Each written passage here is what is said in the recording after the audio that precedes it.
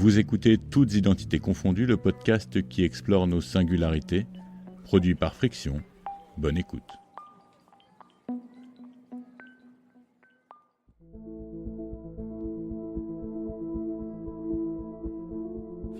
Emmanuel Petit pour frapper le premier corner pour l'équipe de France. Corner rentrant, il est bien frappé au premier poteau. Zidane sur ce premier corner français place un coup de tête magistral et ouvre le score. Vous vous souvenez, n'est-ce pas ?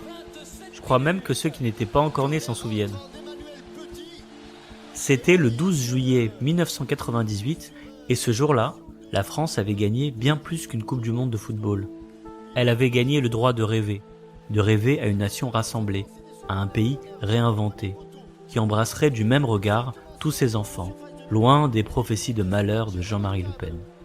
Black, blanc, beurre, disait-on. Vous le croyez ça, l'équipe de France est championne du monde en battant le Brésil. Je crois qu'après avoir vu ça, on peut mourir tranquille, enfin le plus tard possible, mais on peut. Ah, c'est superbe. Quel pied. Ah, quel pied. Oh là là là là.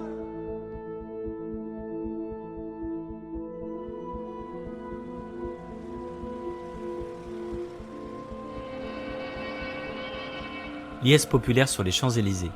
Un peuple se découvrait sous mes yeux effarés. Je n'avais pas encore tout à fait 17 ans, j'habitais en banlieue, dans l'Essonne. Paris était loin, en RER et dans ma tête surtout. Je n'étais pas sûr d'y croire, mais la fête s'était invitée jusque sous nos fenêtres. Des mamas tapaient sur les casseroles, des jeunes criaient leur joie, comme si cette victoire pouvait effacer tout ce qui nous séparait. La la la la la la la la la la. Mais aujourd'hui, que reste-t-il de ce rêve ? Plus de 25 ans après, la France doute, se fracture. L'immigration est devenue un problème, la laïcité un bouclier, et l'identité un casse-tête. C'est toujours la prime à celui qui clashera le plus fort. L'immigration n'est pas une chance pour la France, c'est même un fléau. Le Pen est mort, c'est vrai, mais il laisse beaucoup d'enfants. L'immigration n'est pas une chance, c'est un fardeau. Il a imprimé beaucoup d'esprit, jusque dans les discours gouvernementaux. Dès l'instant que vous avez le sentiment d'une submersion, de ne plus reconnaître votre pays, les modes de vie ou la culture, dès cet instant-là, vous avez rejet. J'ai vécu pas mal d'années à l'étranger, dont quelques-unes en Amérique latine, par goût du voyage, mais aussi par confort. C'est plus facile de se construire quand on n'a pas à sans cesse se justifier de qui on est. Mais je reviens toujours ici, en France, parce que chez soi, c'est d'abord là où se trouve le plus grand nombre de gens qu'on aime. Probablement aussi parce que je n'ai pas, ou pas encore, fondé cette famille qui m'obligerait à m'ancrer ailleurs. Oui, bonjour Monsieur Rachedi, c'est la mairie de Brie-sur-Marne. Je vous appelle concernant le décès de votre papa. On a bien reçu le certificat de décès, l'acte a bien été dressé. Il y a quelques mois, j'ai perdu mon père. Nous avions une relation compliquée. Je n'ai pas eu une enfance très heureuse, mes parents se sont séparés quand j'avais 9 ans. Il avait une vision souvent rétrograde de la masculinité. Ça ne m'a pas aidé. Vous pouvez nous rappeler si vous souhaitez, mais en tous les cas, tout est bon, tout est fait. Hein. Voilà, bonne fin de journée, au revoir. Mais avec le temps, depuis que ma vie se passe en partie ailleurs, j'ai mieux compris son histoire, même la partie qu'il a passée sous silence. J'ai mesuré ses sacrifices, son sens du devoir, sa résilience hors norme. Un homme, ça s'empêche. Ce sont les mots qu'Albert Camus a reçus de son père quand il était dans les tranchées.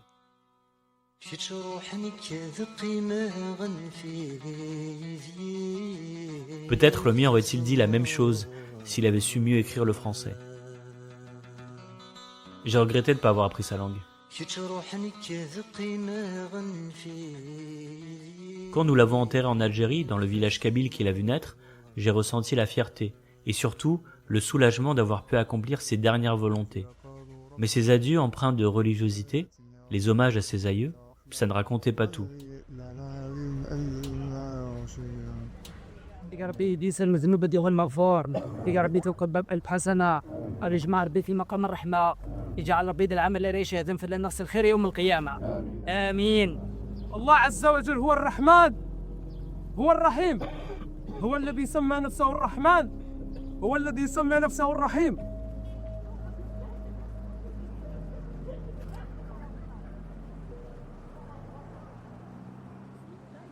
ça ne racontait pas sa part de France. Mon père a passé 60 ans de sa vie entre Paris et sa proche banlieue. C'était un vrai Parisien qui connaissait par cœur la capitale.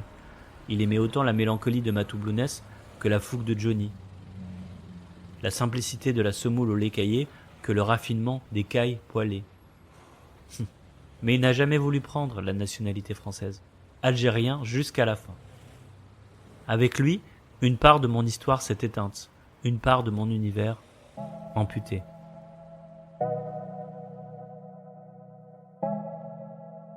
Cette absence m'a poussé à réfléchir. Qu'est-ce qu'on reçoit vraiment de ceux qui nous précèdent? Qu'est-ce qu'on choisit de transmettre? Et demain, si avec ma compagne on décidait d'avoir des enfants, est-ce que j'aurais envie de les élever en France? Et d'ailleurs, est-ce vraiment possible? Ou est-ce que je ferais que perpétuer le déracinement? Comment élever des enfants dans un pays où transmettre est devenu un acte politique? Pour tenter d'y voir plus clair, j'ai fait ce que je fais d'habitude. J'en ai parlé à des amis, des proches, de jeunes papas qui ont sauté le pas, des hommes, nés dans les années 80, qui comme moi naviguent entre plusieurs mondes, plusieurs héritages. Ensemble, on explore ce que ça signifie de transmettre dans une société qui vacille, ce qu'on garde, ce qu'on refuse et ce qu'on transforme. Nos enfants après nous, un podcast de Walid Hajar Rachedi, réalisé par Laura Taouchanov.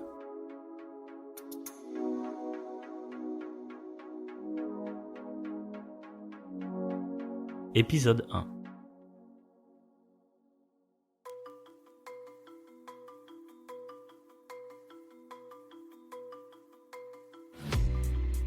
Longtemps fils unique, sans cousin ou cousine à proximité, j'ai trouvé dans mes amis, filles comme garçons, cette fratrie qui me manquait. Parmi ses frères d'une autre mère, Charlie occupe une place particulière. Je m'appelle Charlie. C'est mon plus vieux pote. On s'est connus au lycée. J'ai 42 ans, bientôt 43. On habitait dans le même quartier en Essonne. Et j'habite à Osaka au Japon. Je suis donc français de Pondichéry. C'est le sud de l'Inde. Je lui dois une belle partie de ma culture musicale, rap et R&B des années 90-2000. Sa passion pour le football sud-américain et ses maillots flamboyants a sans doute nourri mon envie de vivre en Amérique latine. Les week-ends, on allait à Paris, comme on marcherait sur la Lune. Un territoire si proche qu'on pouvait le toucher, mais qui restait étranger à nos yeux. Entre Évry-Courcouronnes et Gare de Lyon, on passait des heures à refaire le monde, avant d'aller acheter des mangas à République ou des baskets à Clignancourt. Charlie a été la première personne à qui j'ai confié cette ambition secrète et improbable pour un banlieusard, devenir romancier. Et il m'a toujours encouragé. Après le lycée, nos parcours ont suivi les mêmes lignes. Petit boulot d'été, fac, puis école de commerce pour décrocher un bac+5 rassurant et premier pas dans de grosses boîtes. C'est dans cette période, au début de la vingtaine, qu'une autre amitié fondatrice s'est nouée. Nabil, j'ai 43 ans donc depuis hier. Avec Nabil, l'histoire était différente. Lui aussi venait d'un milieu modeste, mais il avait toujours vécu à Paris. Je suis né, j'ai grandi à Paris. Je suis d'origine tunisienne. Ouais, je suis souvent le plus parisien de tout le monde en vrai, même si ça se voit pas forcément. En école de commerce, il semblait totalement à l'aise dans cet univers. Ça m'intriguait un peu. Mais c'est en alternance à la Défense que notre amitié a vraiment pris racine.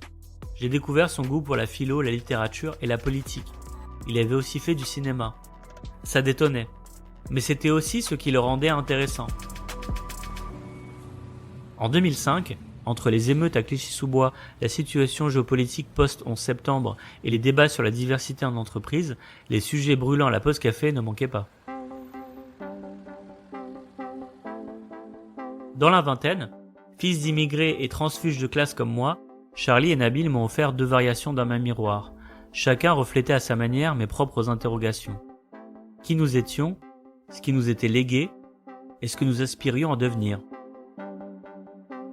Je suis donc français de Pondichéry. L'histoire de la famille est liée à l'histoire de la France, en tout cas en Inde. Mes parents sont nés à Pondichéry, eux-mêmes issus de parents qui sont français, eux-mêmes nés à Pondichéry, Et je suis donc la 4e génération de Français dans ma famille. Mes grands-pères ont tous les deux travaillé pour l'administration française. Ils étaient gendarmes et un autre était militaire. C'est toute une génération de Pondichériens qui ont opté pour la nationalité française et ce qui explique pourquoi, au bout d'un moment, quand dans les années 70, la France avait besoin de personnes, de main-d'œuvre, l'opportunité est venue pour mon père et toute une génération de ses amis de bouger en France et de faire leur vie en France. C'est qui fait partie de mon histoire et pourquoi on est français dans ma famille. Mon père est arrivé en France, il avait 17 ans, 18 ans, par là. Il est arrivé en 70 ou 71, il avait 16-17 ans. Il y avait beaucoup de départs parce que je pense que suite à l'indépendance de la Tunisie, il y a eu une sorte de période de désillusion. Et ça a représenté une forme d'Eldorado. Et les conditions administratives de séjour, d'obtention de papiers et tout étaient relativement simples encore. Ça commençait à se durcir, je crois, avec Pompidou. Mais voilà, mon père est arrivé, je crois, assez facilement. Il avait le copain de son père qui avait une épicerie à Bordeaux. Je crois qu'il s'est assez vite retrouvé à Bordeaux. Et puis il est monté à Paris, il a fait des petits jobs. Entre-temps, il a eu un enfant avec une femme française de souche, donc mon grand frère. Et ensuite, il s'est dit, je vais au bled me marier avec une Tunisienne. Et donc, il a épousé ma mère, qui est arrivée 2 mois après son mariage en France. Et moi, je suis né quelques mois après. Mes parents viennent de Djerba, donc c'est une île au sud de la Tunisie. Et il y a une identité forte, un peu comme en Corse. Souvent, les gens se revendiquent corse avant d'être français. Et donc, il y avait ce truc de t'es djerbien, mais aussi, t'es aussi français. C'est-à-dire qu'on nous le disait, de toute façon, administrativement, vous êtes français. On peut être les deux. Mon père, il est arrivé en 74 exactement. Ça faisait vraiment partie d'un programme qui proposait donc à des Français qui étaient basés à l'étranger, principalement dans des ex-territoires ou colonies françaises, de construire une nouvelle vie en France tout en ayant un programme d'assimilation, d'exposition à la culture française. Il est arrivé avec quelques-uns de ses amis et ensuite il a été envoyé en fait dans une famille française dans la Nièvre vers Nevers. Donc il a fait les vendanges, il a appris la culture française, la gastronomie à la française, comment vit une famille française, l'art de vivre on va dire. Et en fait c'était le début du commencement et ensuite il a fait un certain nombre d'étapes dans ce programme d'acclimatation, je ne sais pas si je peux dire ça, mais en tout cas de connaissance de la culture française qui l'a emmené ensuite à prendre un travail dans notre entreprise ferroviaire nationale SNCF. Mon père, c'est quelqu'un de curieux, un aventurier, même si mes parents ont appris le français quand ils étaient à Pondichéry, c'était certainement la première fois pour lui d'aller à l'étranger. Et puis d'y aller pour quelque part un peu pour de bon, parce que c'était un peu l'objectif. Je pense qu'il était prudent, il était certainement méfiant de ce qu'il m'avait raconté, mais il était aussi très curieux de comprendre comment les choses fonctionnent en France. Quand il me raconte ces histoires, il a toujours comme un brin de nostalgie. Il a apprécié ces moments. En fait, je pense que ça a été des moments fondateurs dans sa définition de qu'est-ce que la France et qu'est-ce que ça représente d'être français. C'est vrai qu'il a été quelque part déraciné, mais c'était volontaire, parce qu'il a été volontaire pour rejoindre ce programme. Je pense que ça a été un moment fondateur pour lui. C'est assez intéressant parce qu'à chaque fois que j'en parle, les gens sont étonnés et ils sont ah bon, il y avait des Français en Inde? Oui, il y avait des Français. Malgré l'histoire qu'on nous enseigne, etc., il y a une forme d'oubli en fait du passé de la France et de tout cet héritage. En fait, quelquefois, ça peut être un héritage qui peut être douloureux. La seule chose dont les gens se souviennent, c'est souvent les annales du baccalauréat, où ils voient le sujet présenté au lycée de Pondichéry en telle année. Ils disent ah, Pondichéry, je connais. C'est la petite blague un peu marrante. Mais effectivement, oui, il y a une histoire, et moi je suis aussi fier d'être un Français de Pondichéry. Je sais d'où je viens, et je sais que j'ai une histoire qui est un peu différente, je sais pas, d'un Français de Paris, ou d'un Français de Lille, ou d'un Français de Marseille, par exemple. Pourquoi je dis Français de Pondichéry? C'est parce que L'assimilation, c'est quelque chose qui est fort dans un sens, mais de l'autre côté aussi, on n'oublie pas qui on est, on n'oublie pas d'où on vient. Et quand j'ai cherché à définir un peu mon identité, moi je me suis toujours accroché à quelle est mon histoire, pourquoi je suis là, pourquoi je suis français et pourquoi je dois m'en justifier en fait. On a tous des histoires différentes, mais je veux pas perdre en fait ce lien-là parce que c'est en moi et ça fait partie de moi et c'est même visible, parce que je ressemble à un Indien. La France a quand même été un pays, depuis la Révolution française, très centralisé autour de Paris. On a aussi progressivement quasiment éradiqué les cultures bretonnes, du sud-ouest. L'histoire française, c'est aussi ça. C'est-à-dire que c'est une espèce de rouleau compresseur qui veut faire des petits Français partout, en fait. Dans leur voix, il y a des hésitations qui en disent long. Des mots qu'on manipule avec précaution, comme s'ils pouvaient vous exploser à la figure. Oui, ça demande du courage de se livrer. Parce que quand on est un garçon, la première chose qu'on nous apprend, c'est de garder nos sentiments pour nous, surtout quand on a grandi dans un quartier populaire. Parce que dans nos familles immigrées, nos pères ont souvent raconté leurs histoires du bout des lèvres. Ils ont souvent eu ce qu'il y avait de plus douloureux. C'est ce que je me dis en imaginant le père de Charlie lui raconter les vendanges et la découverte d'un pays qu'il ne connaissait qu'en théorie. Ça me ramène à la fois où j'ai demandé au mien « Papa, c'était comment Paris dans les années 60 ?» À une époque où il n'était pas facile d'être algérien ici. J'attendais des récits houleux, de la frustration, du ressentiment. Peut-être d'entendre la mienne en miroir, qui sait. Mais il y a eu de la lumière dans ses yeux. Il m'a dit qu'il y avait de la musique dans les rues en ce temps-là. Il a évoqué un concert de Johnny, un grand concert. J'étais surpris.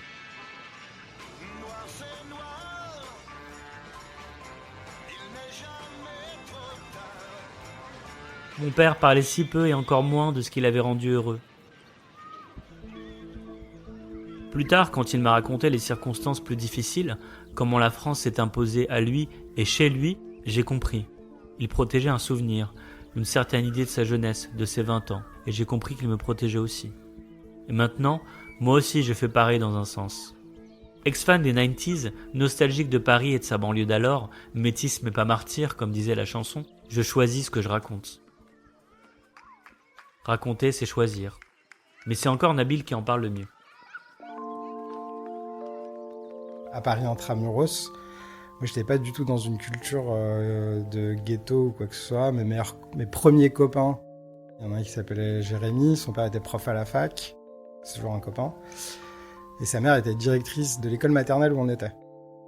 Et un autre copain qui s'appelle Tupac, qui était moitié mexicain, moitié français de souche, entre guillemets, hein, je sais pas comment le dire autrement.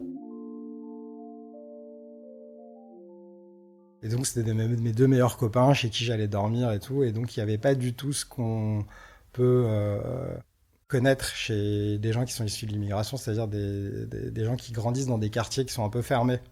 Voilà, donc ouais, je me suis senti français. Et encore aujourd'hui, j'ai toujours en moi ce truc de, bah ouais, on peut être joueur de foot, joueur de basket et joueur d'échecs en même temps. Même si effectivement, derrière la question de l'appartenance, il y a un truc plus profond. En plus, je parle arabe, je parle tunisien, j'y vais souvent. L'arabe, on le parlait à la maison. Ma mère m'a raconté que enfant, à la maternelle, on parlait pas très bien français, et on lui a fait la remarque en lui disant attention, il faut leur parler français, etc. J'ai bien perçu à certains moments de ma vie que l'arabe n'était pas un truc hyper valorisé. Moi, au début de l'adolescence, j'ai eu envie de m'approprier ça, donc j'ai fait de l'arabe. Alors d'abord, mes parents m'avaient inscrit à des cours d'arabe enfant. Et ensuite, je me suis même inscrit au lycée, je le faisais en LV3, c'était Henri IV en plus, parce que mon lycée faisait pas d'arabe, et à Paris, dans les lycées intramuros, t'avais Henri IV, Louis le Grand, voilà, donc je faisais de l'arabe là-bas. Moi, en plus, c'était dans un collège privé catho. On était dans le 20e, le collège avait un peu mauvaise réputation. Mes parents divorçaient à ce moment-là, et mon père, je pense, s'est donné bonne conscience en nous disant « je vais payer une école, ce sera bien, quoi ». Voilà.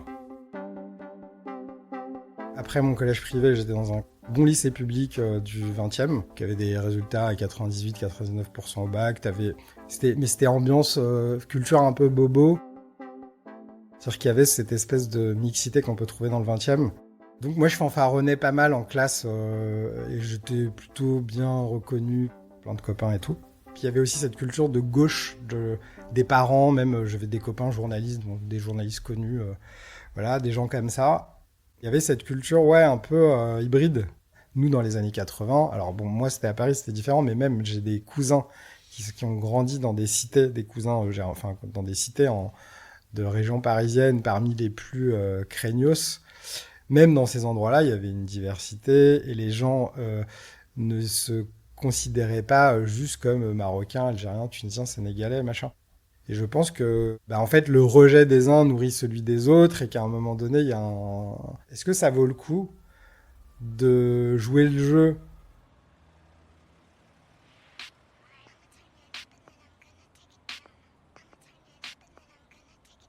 Lorsque j'étais adolescent, je me sentais français, même si, de par le contexte et certaines expériences que j'avais déjà eues quand j'avais 15-16 ans, j'avais déjà fait face à certaines situations de rejet. Je me souviens qu'aussi ça coïncidait aussi avec une période de ma vie où, par exemple, j'écoutais beaucoup de la musique noire américaine, du hip-hop, surtout des années 80-90, avec des messages assez forts, avec c'est encore un autre modèle de société, du communautarisme, etc. Et il y avait une forme d'identification quelque part à travers aussi cette musique-là que j'écoutais, qui conditionnait un peu tout ce package en fait.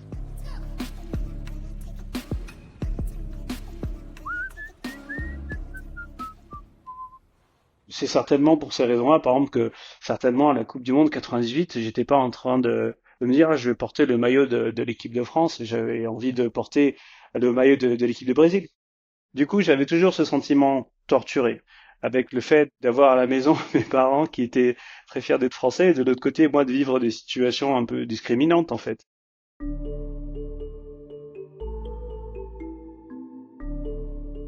Quand je suis arrivé en classe préparatoire, c'est la première fois que j'ai senti un truc de l'ordre d'un regard porté en fonction de la classe sociale ou de l'origine. Je suis allé en classe prépa à Carnot, dans le 17e, qui était une des meilleures classes prépa publiques à l'époque, en prépa HEC en tout cas. Et là, c'est tout de suite les gens qui se définissaient par rapport à l'argent, à leur classe sociale, et je me suis pris une énorme claque de ce point de vue-là. Tu pouvais moins briller parce que t'étais rigolo. Il y avait une Marocaine et une Tunisienne en classe prépa. La Tunisienne s'appelait Bourguiba comme l'ancien président, elle venait de la famille du président. Et la Marocaine, pareil, classe sociale hyper élevée, elle habitait dans un énorme appart dans le 16e alors qu'elle avait que 17 ans. J'ai eu des questions parfois type, mais en fait, mais tes deux parents sont tunisiens ? Ah ouais, ok. Et j'ai eu une fois un mec qui m'a dit, avant toi, j'avais jamais parlé en maghrébin.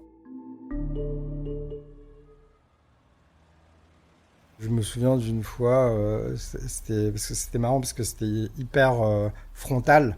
Quelqu'un, un chauffeur de taxi j'étais en costume, je prenais le train pour un déplacement pro, et qui me demande ce que je fais, qui s'intéresse et qui est un peu impressionné parce que c'est un monde qu'il connaît pas, le conseil, la finance, etc. Et il me dit, mais c'est quand que vous allez rentrer chez vous, en fait ? Vous avez réussi, vous avez des diplômes, maintenant allez dans votre pays. Pour participer à son développement, à sa croissance, je pense que c'est ce qu'il avait en tête. Et en fait, il a fallu que j'explique qu'étant né en France, ayant toute ma vie sociale, etc. ici, et oui, ça m'avait un peu travaillé. Je m'étais dit, ah ouais, on en est là, en fait.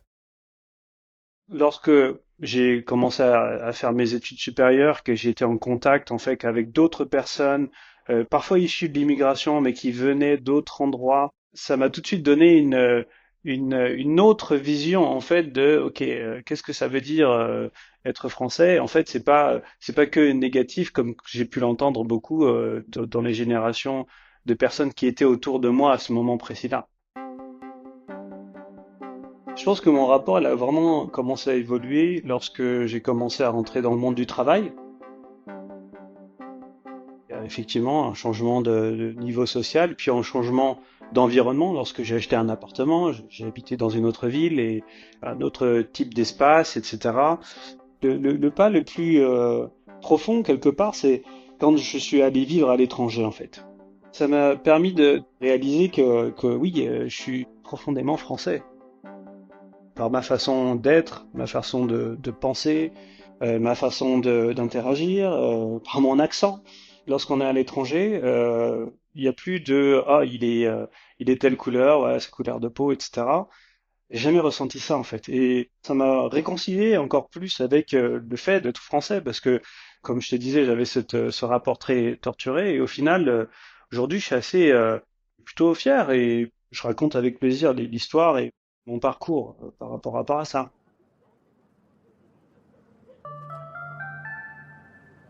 Certainement que le Charlie de 98 serait surpris d'entendre le Charlie de 2024. Très certainement. Et le Walid de 98, il en penserait quoi? Peut-être qu'il le taquinerait ce Charlie, plus posé, réconcilié, mais au fond il serait admiratif surtout, parce qu'il est resté fidèle à lui-même, toujours entre plusieurs mondes, toujours entier, et qu'être en paix avec ses contradictions, c'est un truc immense. Il se dirait que finalement, ce Charlie-là, il est exactement là où il doit être, et il se réjouirait qu'on soit encore amis, malgré la distance, malgré les années. Moi, ça fait déjà quasiment 10 ans que je ne vis plus en France. Quand on est dans un autre pays, on n'a plus cette charge, effectivement. On n'a plus ce sentiment d'être constamment jugé, ou ce sentiment de est-ce que je suis traité, ou est-ce que je suis considéré de façon juste? Est-ce que j'ai les mêmes chances que notre personne? En fait, cet élément-là, en fait, il disparaît. Et aujourd'hui, par exemple, moi, je suis au Japon depuis un peu plus de 5 ans maintenant. Quand je dis que je suis français, il y a personne qui me demande ah oui, mais en fait, tu viens d'où en fait? Et ça m'arrivait souvent en France. C'est une question qui n'existe pas, par exemple, ici. On se sent pas jugé en fait, et on se sent dans un environnement où on est beaucoup plus à l'aise. Clairement, je pense que mes choix de carrière ont été influencés par qui je suis. À la période de ma carrière où je suis, je vois d'autant plus, avec d'autant plus de force, le fameux plafond de verre dont j'entendais parler. C'est difficile d'adopter, ou de coopter des gens issus de la diversité. Tu peux avoir des gens hyper bien intentionnés et qui voudraient, sauf que quelqu'un de, entre guillemets, je sais pas, j'utilise les expressions que je peux, mais de la diversité, qui va diriger un départ, ça veut dire qu'il faut que les équipes l'acceptent, il faut que les parties prenantes l'acceptent. Quand on est une femme, je pense que c'est quelque chose qu'on comprend relativement facilement. Moi, je sais que j'en parle avec ma femme, et je lui dis, imagine, tu vois, il y a des secteurs où tu mets une nana pour diriger des hommes, etc. Les comportements changent. Dans l'écosystème humain, il y a beaucoup de choses à faire accepter. Dans certains milieux, pas tous, et c'est la même chose si tu mets un arabe, un noir, un chinois. Donc ouais, moi, ce plafond de verre, clairement, je le vois, et limite, je pense qu'il se durcit, quoi. Aujourd'hui, je réfléchis à partir de la France. Pas forcément pour ces raisons, c'est juste que j'ai fait quasiment 40 ans à Paris. Même si j'ai bougé et tout, je me verrais bien vivre ailleurs. Donc ouais, je comprends qu'à un moment donné, quand ta vie professionnelle n'avance plus ou pas pour des paramètres sur lesquels t'as pas de prise, tu vas chercher ton bonheur là où il est. Après, ouais, je trouve que c'est dommage.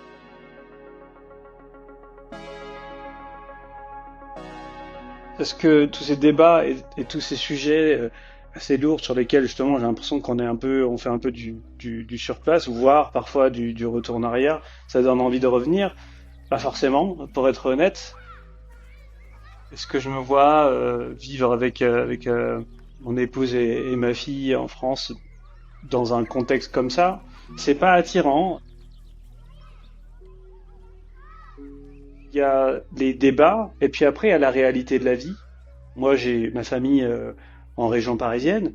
Ils sont très heureux. Ils ont leur repères, ils ont leur façon, leur art de vivre, notre culture de famille. Et oui, ça, être plus proche de ça, je serais, je pense, ravi de l'être, notamment pour ma fille. Mon épouse, elle serait partante. Elle sait que certainement que ça arrivera. Elle a un rapport à la France, évidemment, tous ces sujets de société, tous ces débats autour d'identité.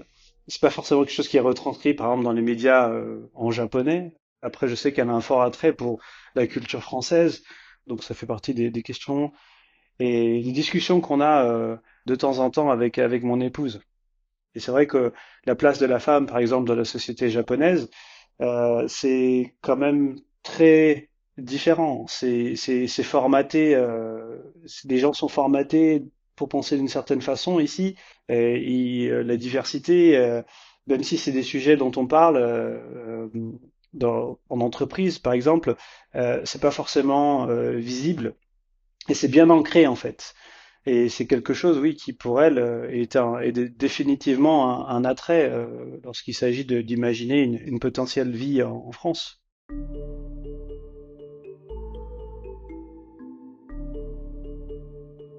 Je rentre une fois par an en France, au maximum.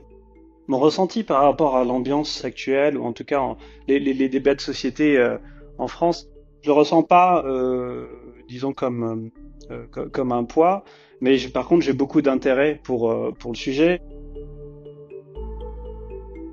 C'est comme si en France on n'acceptait pas en fait une partie de l'histoire de la France lorsqu'on commence à avoir ces débats sur la différence, la diversité.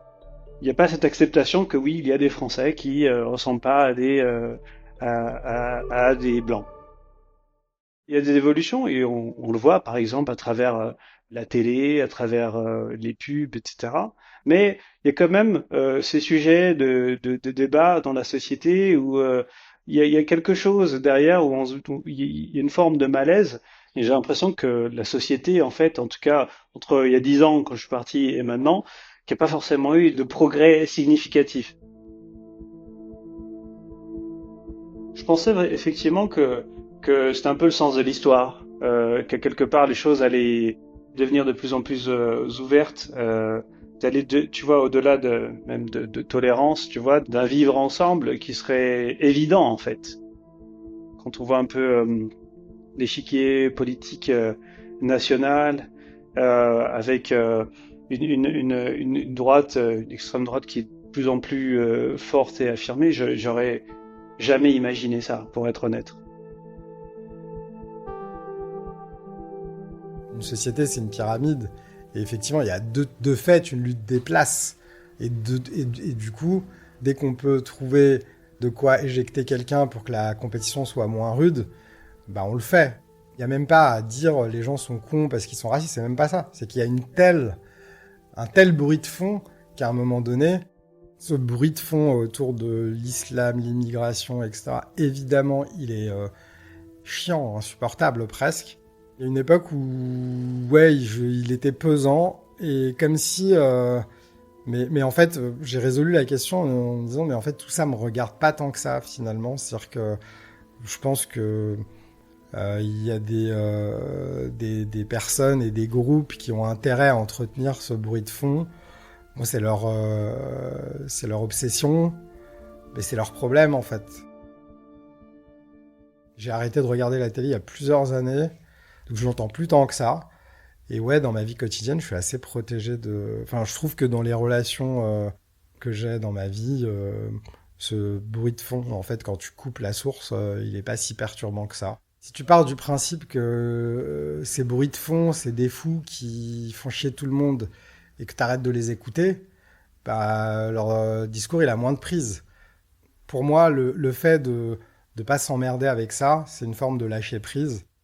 Malheureusement, même si je les regarde pas, il m'arrive sur les réseaux sociaux, sur YouTube, de voir les chaînes comme BFM TV. Enfin, on a l'impression que c'est vraiment leur sujet de prédilection, et c'est même rationnellement difficile à comprendre, en fait. On se dit, mais est-ce que le problème de la France, c'est ça ? Évidemment que non.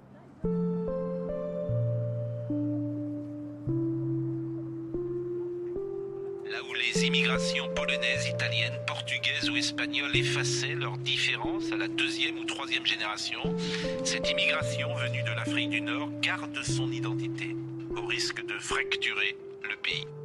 Bien sûr que se mettre, lâcher prise pour vivre un peu dans sa bulle, parce que c'est trop douloureux de rentrer même ne serait-ce que dans le débat. Enfin, je veux dire, à un moment donné, même discuter de ces sujets-là, moi je trouve ça insupportable. La religion musulmane est une religion importée sur le sol de France par une immigration massive. Elle a changé le visage de notre pays.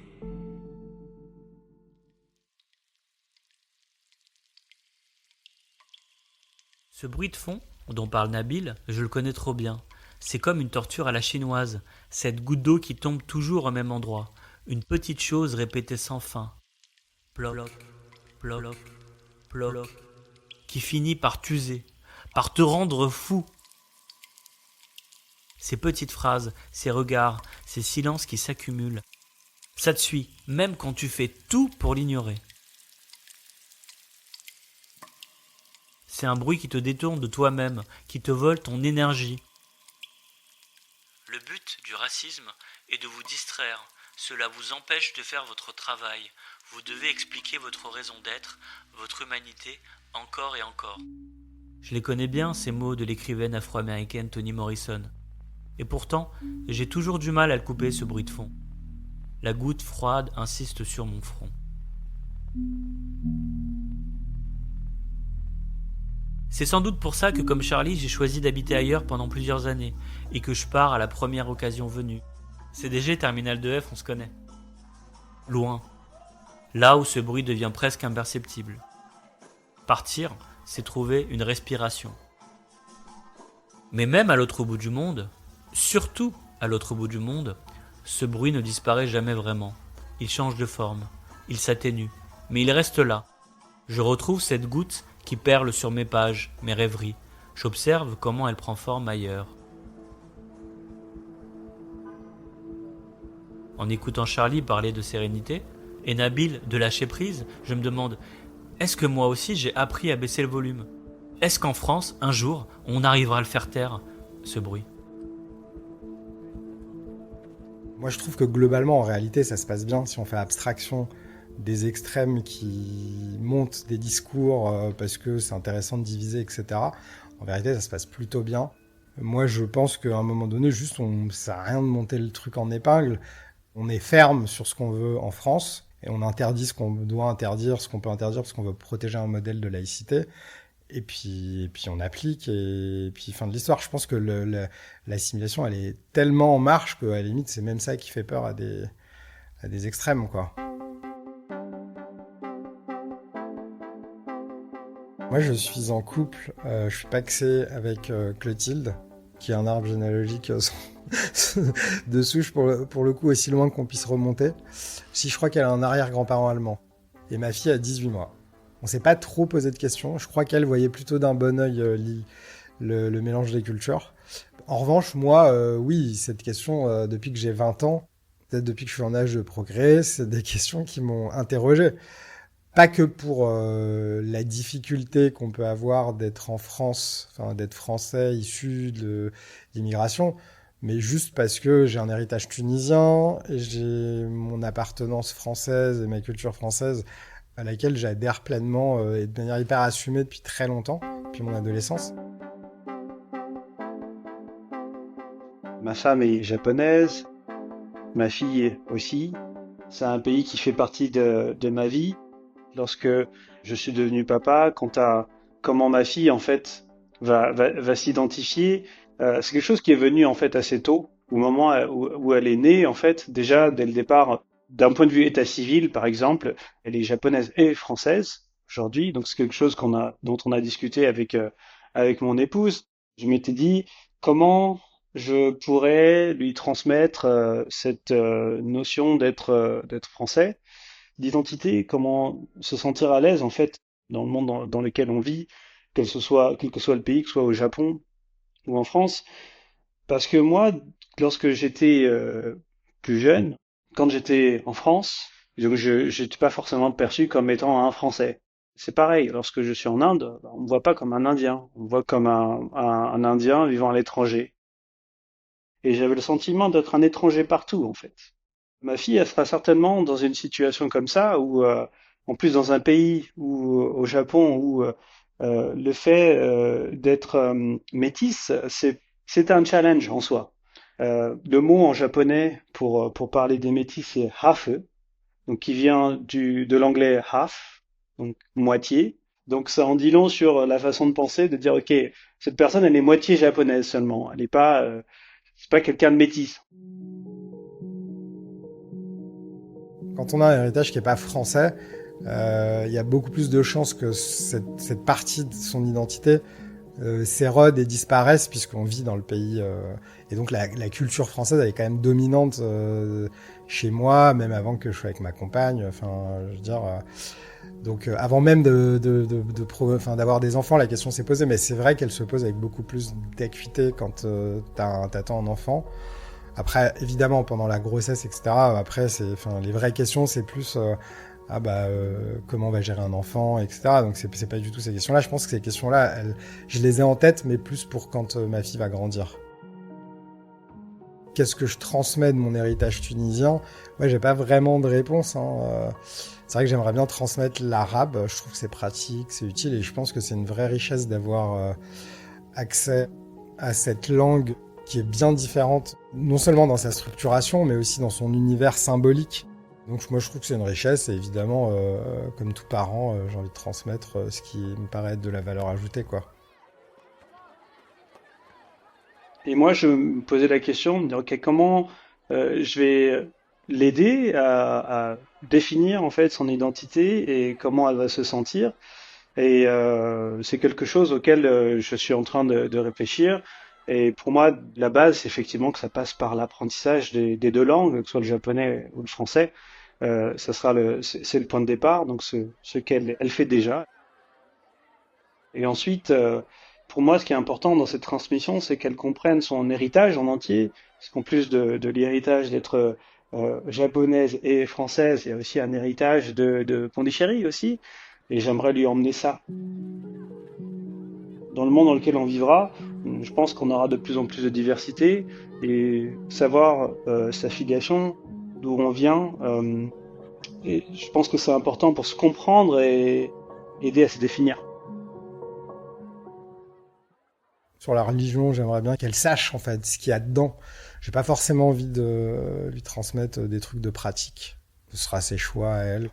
Moi, je mange pas de porc, même si je crois plus vraiment en Dieu, parce que en fait, j'ai une sorte de blocage. Je sais que c'est un blocage, mais en vrai, je me dis, en fait, il y a tellement de viande. Déjà, j'aimerais bien ne plus manger de viande. Il y a tellement de viande à manger, je vois pas pourquoi je me forcerais à manger du porc, parce que voilà, je suis très attaché à ma liberté aussi, et à ma liberté de choisir ce que je veux et ce que je veux pas, notamment dans les caractéristiques culturelles. Clotilde lui dit, ouais, j'aimerais bien que ma fille ne mange pas de porc. Et du coup, c'est une vraie question. Elle, dans sa famille, ils en mangent beaucoup. Et à table, là, à Noël, par exemple, chez son père, il y en avait tout le temps. Alors, il sait que moi, j'en mange pas, mais du coup, c'est une vraie question. Et Clotilde, elle aimerait transmettre aussi ces caractéristiques culturelles qui sont importantes. La gastronomie, c'est important, tu vois. On apprend en marchant, clairement. Franchement, on n'a pas eu de grande discussion là-dessus. Mais je pense que c'est beaucoup plus lié à la personnalité de Clotilde qu'à la mienne. C'est-à-dire que Clotilde, elle est plutôt fonceuse, beaucoup moins à se poser des questions. Par contre, les questions, elle est obligée de se les poser une fois que tu es dans les situations réelles. Pour moi, c'était aussi assez clair que j'avais pas envie de transmettre que mon enfant baigne dans un environnement hyper religieux. Donc, je me souviens qu'on a eu cette discussion avec Clotilde. J'avais dit, pour moi, c'est important de connaître les religions pour ce qu'elles représentent dans l'histoire de l'humanité, en fait. Moi, j'ai été dans un collège catho, donc j'ai fait du catéchisme, j'ai appris l'islam, etc. Et je trouve que c'est une vraie richesse, même pour comprendre les gens, les cultures, l'histoire, etc. Donc, de ce point de vue, et même pour avoir des repères. Disons que moi, j'ai eu à titre personnel une quête spirituelle à une époque. Et du coup, je me suis beaucoup intéressé aux religions. J'ai fait le choix à un moment donné que c'était l'islam, ma religion.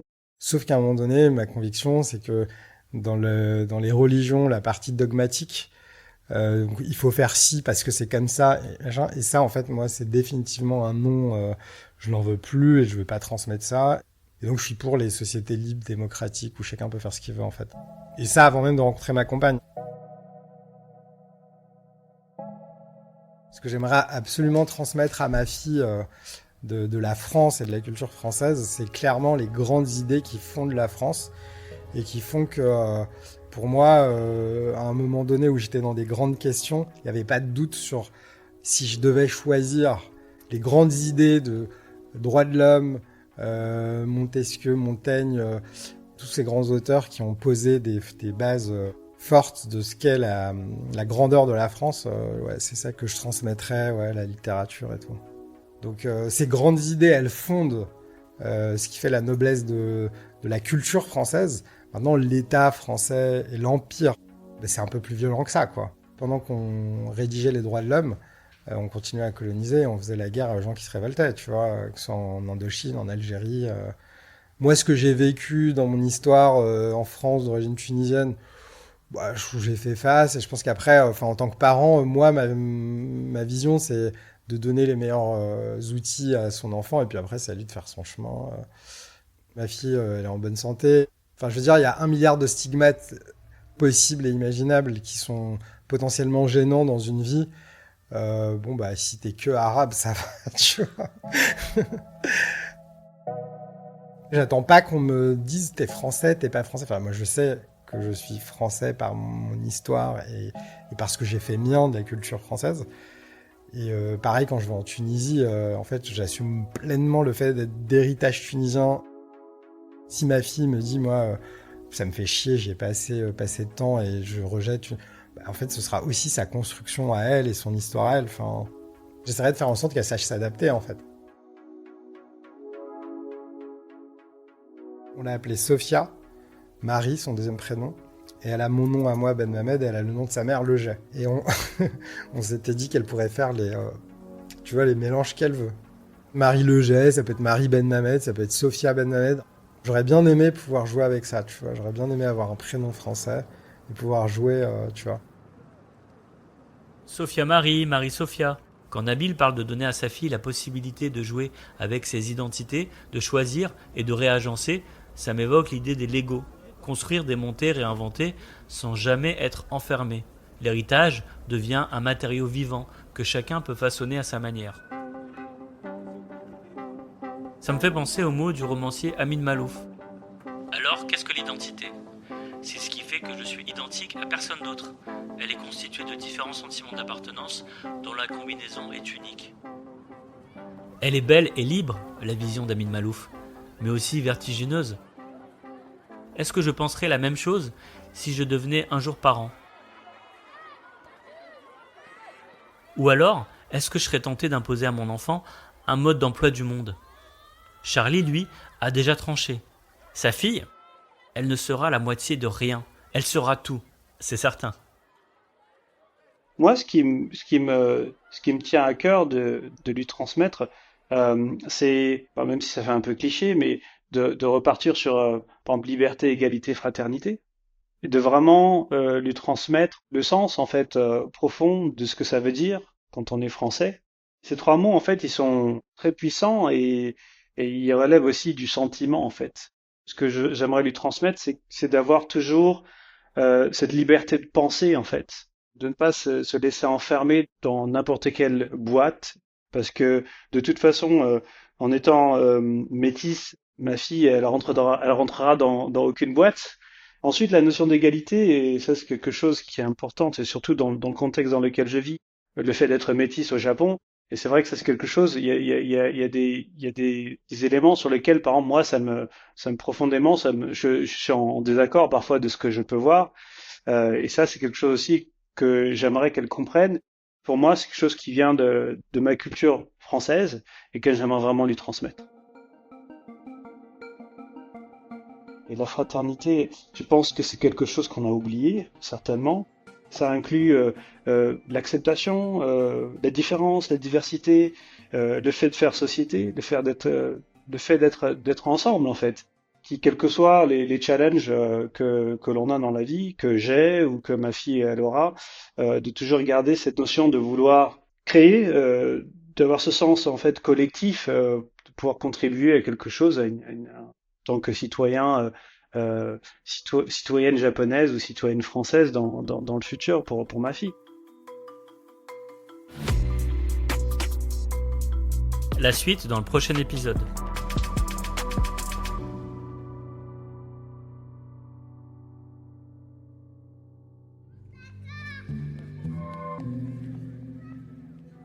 Vous venez d'écouter un podcast de Toutes identités confondues, le podcast qui explore nos singularités. Retrouvez toutes nos frictions sur notre site. friction.co